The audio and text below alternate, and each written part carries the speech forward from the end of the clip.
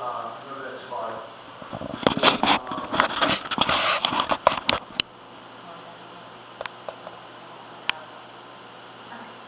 Is that you are a work of art. Turn to somebody and say, you are a fine piece of art. You are a fine piece of art. Turn to somebody else and say, I'm a fine piece of art too. I'm a fine piece of art too. I added a verse here I didn't have you read in Ephesians 2, when it says that God made you. Same type of language as Psalm 39. In Greek, it's poemia. Does anybody know what a poemia is? Sounds like a poem. And a poem is a work of art that has been painstakingly and carefully put together to be beautiful in this certain way. That is how God looks at you. And so often we think that we're just this haphazard, come together piece of junk. That is not what you are. God looks at you and says, God wants us to let others know that God looks at them and sees beauty. You are born this way for a reason. It's because you are made. The second thing I wanted to mention was the verse in John. And I thought this is always an interesting verse when we talk about why we're born this way, because how is the man born? How is the man born that Jesus is talking about?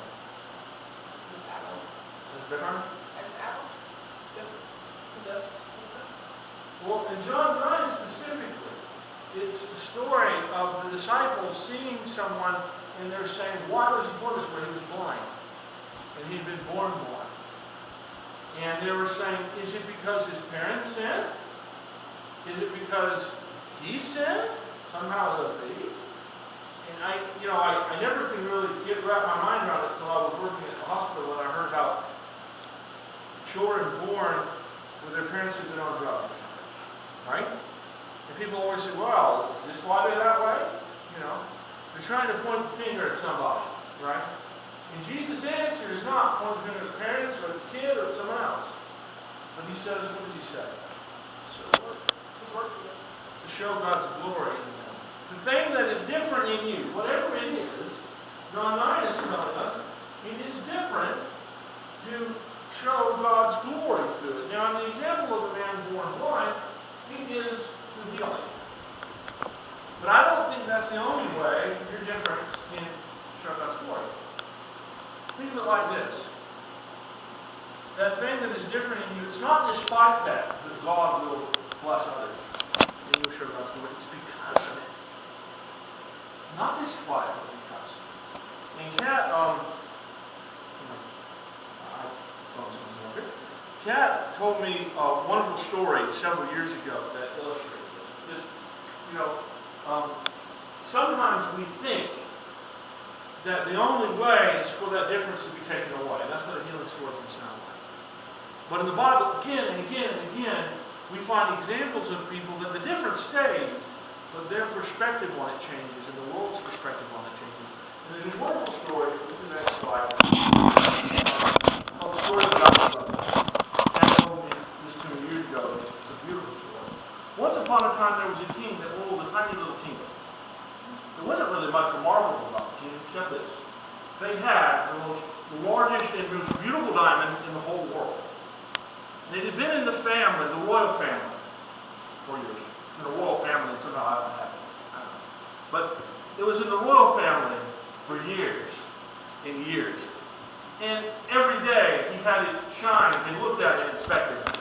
And then one day in comes the guard, the king. And he's kind of holding, stumbling and looking down and mumbling to himself, like a kid with their hand in a cookie jar. The king's like, speak up, what is it? He says, well, it's your diamond. We've had guards on it, non-stop. No one's touched it, so we don't know what happened.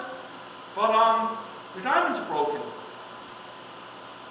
What? My diamond's broken? And he sends the jewelers in and they inspect. And right in the center of the big diamond is this giant crack that goes all the way through. So this is the only thing that's worth anything in the kingdom.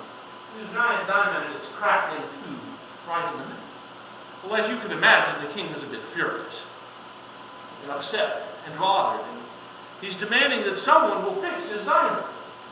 Well, the jewelers come in from all over the kingdom, and they inspect it again and again, and they say, to say this king, but I can't fix it.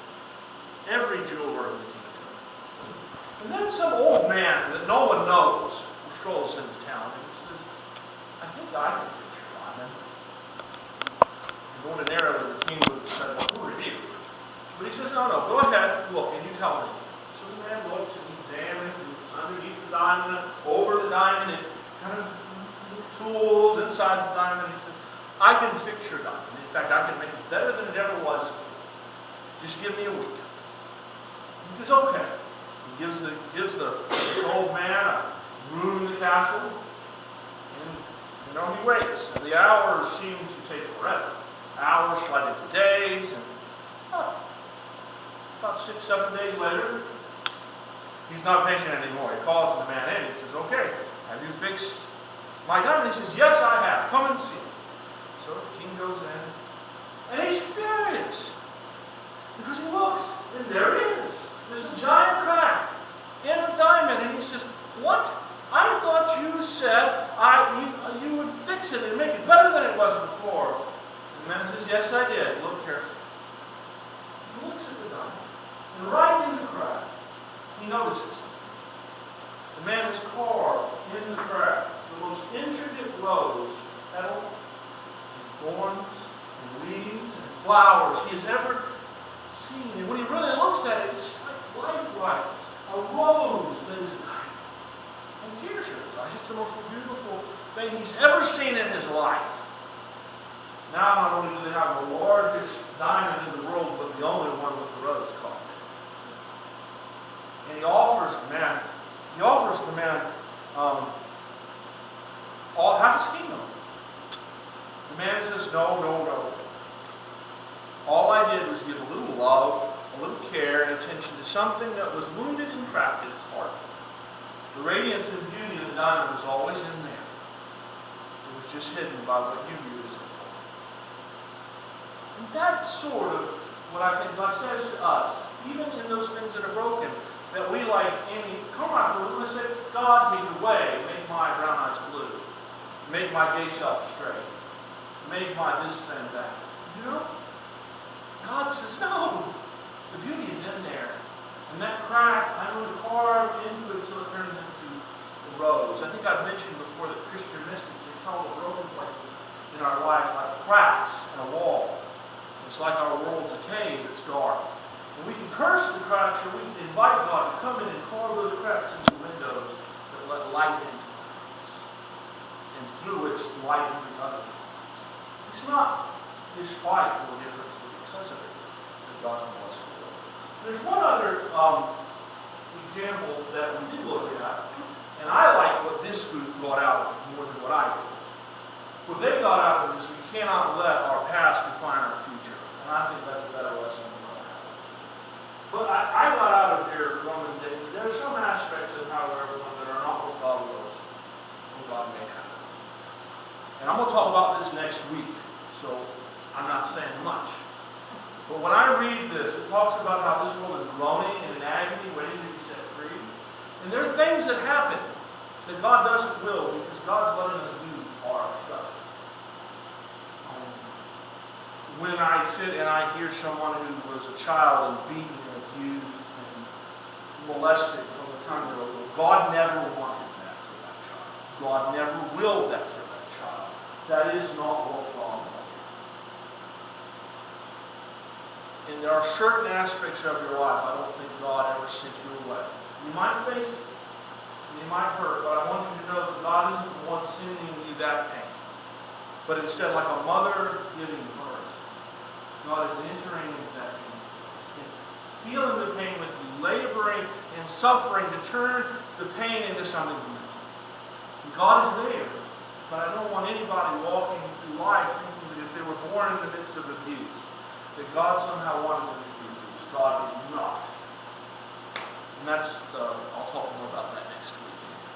But that's part of it. But I like what our group said, that it's also saying, you cannot let your past define the future. God can write and restore you. And I think that's very true. But I wanted to mention a couple of examples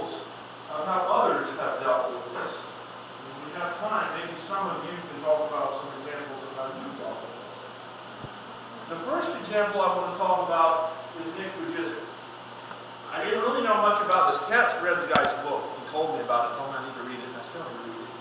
But I found out about him when I was studying this story. Nick Vujicic is from Australia. He was born with tetraamelia syndrome. And basically, that means he had no legs and no arms when he was born. And as a child, he struggled mentally and emotionally, as well as physically.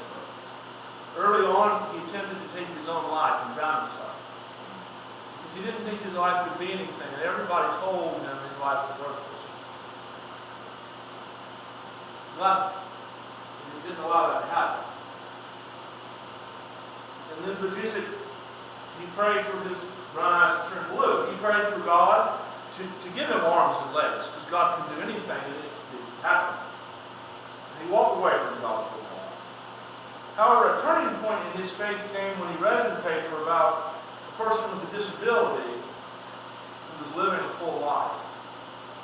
And Vujicic realized that he wasn't unique in his struggle. Other people had disabilities. They were making life work, and other people had disabilities that were struggling more than he was. And he realized that if he could embrace life as he had it, he could inspire others.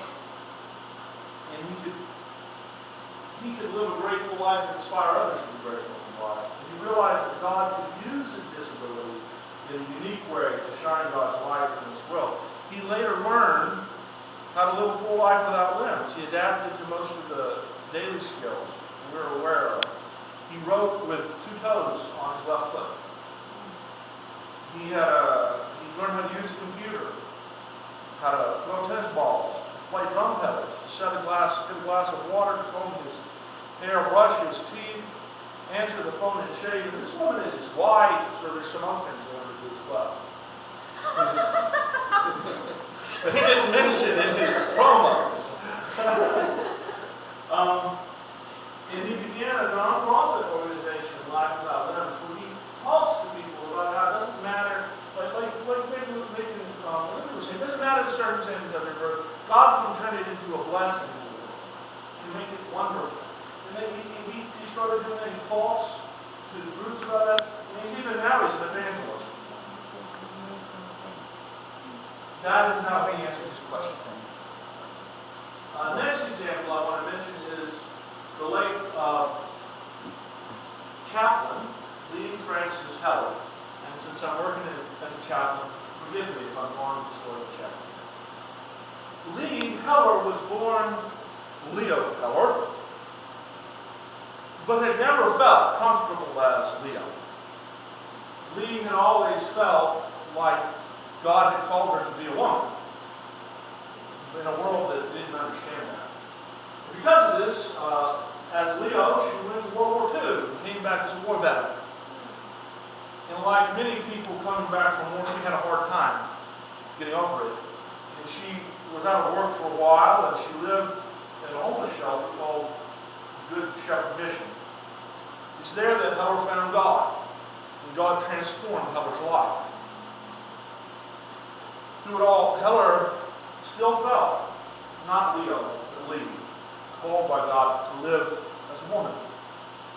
But out of the changes God did in Heller's life, Heller became someone who shared God's love with everyone.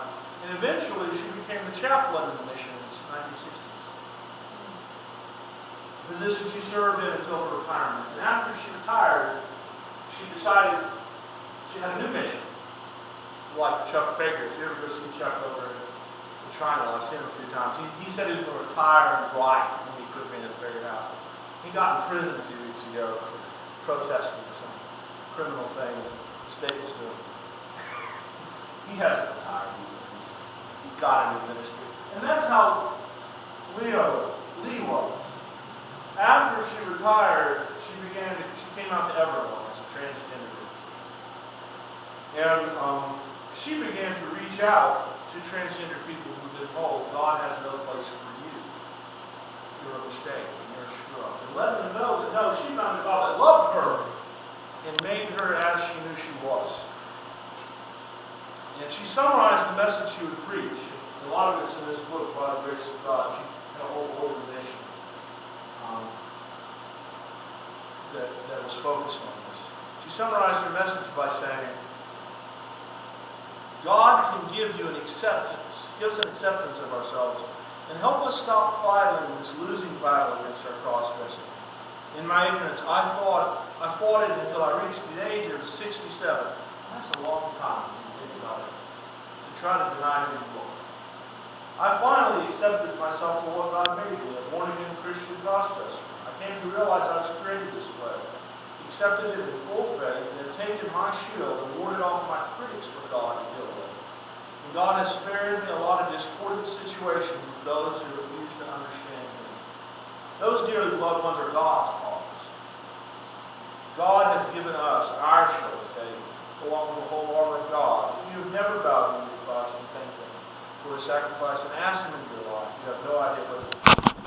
I take great solace today in knowing God knew from the beginning I would be a transgender person. That is the way God made me. To try to understand is far greater than our human understanding can conceive. The course of our lives is laid out by God. God has given us a beauty of the soul that only each individual person possesses. We are gentle loving people. We are genuinely caring people. Our basic nature is inoffensive. He has made us according to His plan. Only His plan in us can satisfy Him. Everyone, including the mighty bastions of the church, have tried to make us, remake us, and it cannot be done. Kind of makes me think of that mackerel